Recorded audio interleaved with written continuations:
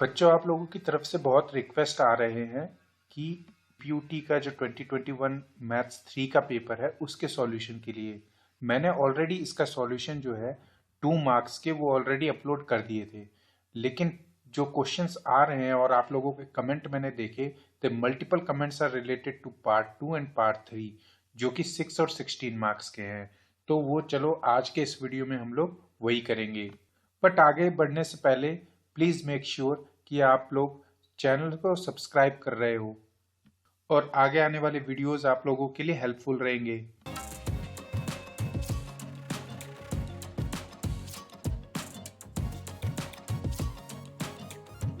इससे पहले जो क्वेश्चन पेपर आया हुआ था वो देख लेते हैं। 2021-2022 का ये पेपर है, आप देख रहे हो। कोड आप यहाँ से मैच कर सकते हो। फर्स्ट क्वेश्चन जो है उसमें 10 क्वेश्चंस हैं और 10 के 10 क्वेश्चंस आपको अटेम्प्ट करने हैं और सारे 10 क्वेश्चंस जो है वो 2 मार्क्स के हैं। सो टोटल 20 मार्क्स आपको इस फर्स्ट क्वेश्चन से मिलेगा, जिसमें सिंपल सिंपल क्वेश्चन रहते हैं, ज़्यादा डिफिकल्ट क्वेश्चन नहीं है। और इस कंप्लीट 1 क्वेश्चन का सॉल्यूशन जो है वो ऑलरेडी मैं आप लोगों को प्रोवाइड करा चुका हूं आज से 5-6 महीने पहले ही। बट रिक्वेस्ट आ रही थी पार्ट 2 की, जो उस टाइम पे टाइम ना रहने के कारण इनकम्प्लीट रह गया था। तो आज के इस वीडियो में हम लोग पार्ट 2 जो है, जिसमें ओवरऑल आपके पास 12 क्वेश्चंस होते हैं, लेकिन आपको करने केवल 8 क्वेश्चंस होते हैं और 6 मार्क्स का ईच क्वेश्चन होता है। सो यहाँ से 48 मार्क्स आपको मिलेंगे। 48 प्लस 20 मतलब 68 मार्क्स जो है आपको क्वेश्चन नंबर 1 और क्वेश्चन नंबर 2 से मिलेगा। तो ये सारे क्वेश्चंस हम लोग आने वाले वीडियोस में करेंगे। उसके बाद पार्ट 3 आता है जो कि लॉन्ग आंसर टाइप क्वेश्चन है, जिसमें टोटल 4 क्वेश्चंस दिए होते हैं, लेकिन आपको करने अटेम्प्ट ओनली 2 क्वेश्चंस हैं, जिससे आप जो 16 मार्क्स का होता है, जिसमें ए बी है, फर्दर वो 8 मार्क्स का डिवाइड है।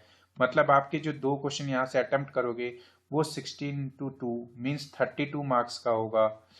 तो 32 प्लस 68, तो ये आपका कंप्लीट 100 मार्क्स का पेपर बन जाएगा। ये क्वेश्चन पेपर मैं ऑलरेडी आप लोगों को प्रोवाइड करा चुका था, जिसमें मैंने क्वेश्चन नंबर 1 कंप्लीट सॉल्व किया था।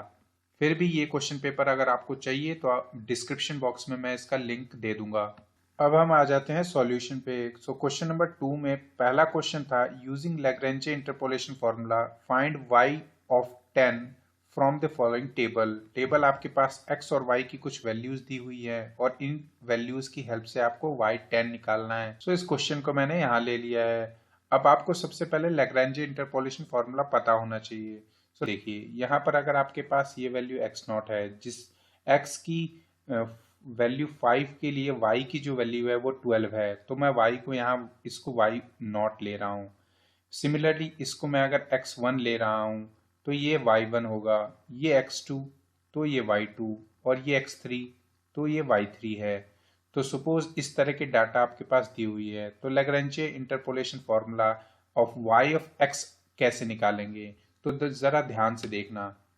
y ऑफ x क्या होता है, पहला टर्म देखो ध्यान से, इससे ही सारे टर्म्स अपने आप बनेंगे। पहले x0 की वैल्यू को स्किप कर दो यहाँ पे, तो आपके पास x minus x1, x minus x2, x minus x3, तो जो स्किप किया है डेनोमिनेटर में वही वैल्यू सब्सटीट्यूट कर दो x की जगह। मतलब x0 यहाँ यूज नहीं हुआ था, तो यहाँ पर हो जाएगा x0 माइनस x1, ये सेम रहेंगे। ठीक है, मतलब आप ऐसे कह सकते हो कि जो न्यूमरेटर है उसको ही डेनोमिनेटर में लिख दो और डेनोमिनेटर में x की जगह जो वैल्यू यहाँ पर नहीं आई है वो सब्सटीट्यूट कर दो। ये एक अच्छा तरीका है फॉर्मूला ध्यान में रखने के लिए। और जो वैल्यू यहाँ से स्किप की है, जो वैल्यू यहाँ नहीं ली है, उसी का y ऑफ x0 मतलब y0 वैल्यू वो यहाँ पर आ जाएगी। तो ये एक जनरल फॉर्मूला होता है। मैं जस्ट आपको ध्यान दिला रहा हूं कि ये फॉर्मूला लिखना कैसे है और इसको रिमाइंड कैसे करना है। नॉर्मल सी बात है, अगर यू हैव 4 पॉइंट्स, आपके पास यहाँ 4 पॉइंट्स हैं, तो न्यूमरेटर में हमेशा 3 टर्म्स की मल्टीप्लीकेशन होगी। अगर n टर्म्स होते तो ऑब्वियसली यहाँ n-1 टर्म्स का मल्टीप्लीकेशन होता। मैं एक्सटेंशन करके बता देता हूँ। मान लो x इक्वल टू यहाँ पर x0, x1, x2, x3, x4 and dot dot xn होता, तो पहला टर्म क्या बनता? पहला term x minus x1, x minus x2, x minus x3 and so on to x minus xn। और डेनोमिनेटर में जहां जहां x है वहां पर अब क्या आ जाएगा? x0 माइनस x1, x की जगह x0 minus x2 and so on to x की प्लेस पे x0 माइनस xn। और यहाँ पे आएगा y ऑफ x0, मतलब कि y0। ओके, आई होप ये पहला टर्म आपको क्लियर हो गया है।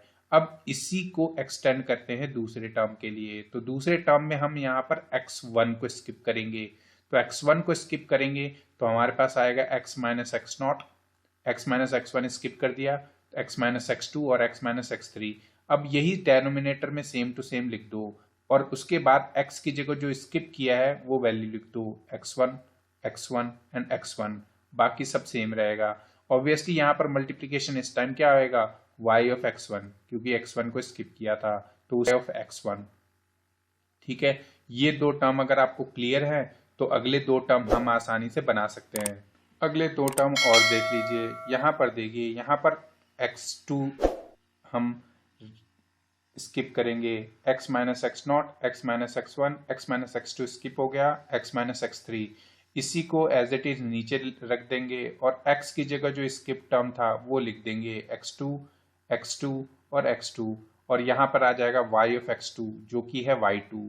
ओके, सिमिलरली लास्ट टर्म के लिए, मतलब अब x3 बच गया तो x3 को आप स्किप करेंगे, x minus x0, x minus x1, x minus x2, x minus x3 को स्किप किया है, इसी को एज इट इज नीचे रखा, फिर x की जगह x3 in place of x, x3 in place of x, x3, और यहाँ मल्टीप्लीकेशन में क्या आएगा? y of x3 which is y3।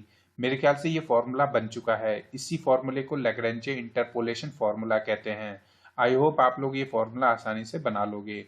अब इसके बाद करना कुछ नहीं है, ये जो वैल्यूज यहाँ दी हुई हैं इन सभी वैल्यूज को यहाँ पर सब्सटीट्यूट कर देते हैं। प्रेजेंटली x की वैल्यू वो होती है जिस पॉइंट पे मुझे इस फंक्शन y की वैल्यू निकालनी है, तो वो वैल्यू यहाँ पर आप ध्यान से देखो, इट इज गिवन 10, तो x की वैल्यू जो है वो 10 होने वाली है। यहाँ से ये आइडिया लग रहा है, लेकिन उससे पहले हम लोग जो वैल्यूज यहाँ पर दी हुई हैं उनको यहाँ पर इम्प्लीमेंट कर लेते हैं। तो आप देखोगे x1 की वैल्यू क्या है? 6, x2 की वैल्यू है 9 और x3 की वैल्यू है 11। सो ये हो जाएगा x minus 6, x minus 9 and x minus 11। यहाँ देख सकते हो आप, इसी को एज इट इज नीचे रखा था और यहाँ x0 की प्लेस पे जो वैल्यू स्किप की थी, यहाँ पर x0 की वैल्यू 5 है तो यहाँ पर आ जाएगा 5 माइनस 6, 5 माइनस 9 एंड 5 माइनस 11। यहाँ देख सकते हो आप। सिमिलरली y मल्टीप्लीकेशन में y of x0, y of x0 क्या है? y की वैल्यू एट x0, तो वो y0 की वैल्यू क्या है? 12। सो यहाँ आ गया 12 प्लस, अब यहाँ पे सिमिलरली x1 को स्किप किया है, सो x माइनस x0, x0 क्या है? 5, x माइनस x2, x2 है 6, x माइनस x3, x3 है आपके पास 11।